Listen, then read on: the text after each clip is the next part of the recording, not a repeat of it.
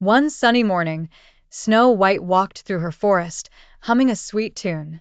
Birds chirped, bunnies hopped, and deer danced between the trees. But something was wrong. Snow White stopped. "Oh no," she gasped. A little squirrel sat on a tree branch, frozen like a statue, but it wasn't just still. It was made of ice.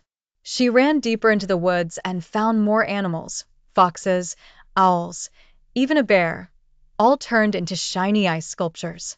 The trees nearby sparkled with frost, even though it was spring. Snow White called for help. A glowing snowflake appeared in the air. It was a magic message to Queen Elsa in Arendelle.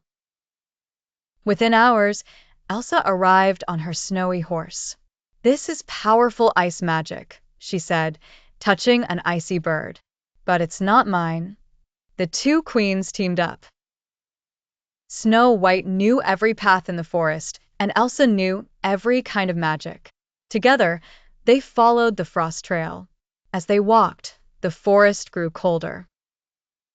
Snow crunched under their feet. Then they heard a soft voice singing.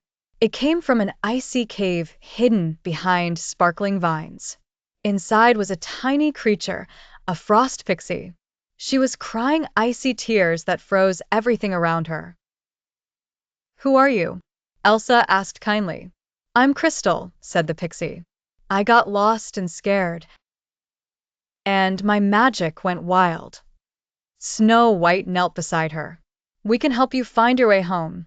Elsa took Crystal's hand and warmed it with her own magic. The frost stopped growing. The forest slowly thawed. Back in the woods, the animals began to shimmer, and one by one, they melted back into life. The squirrel blinked. The bear stretched.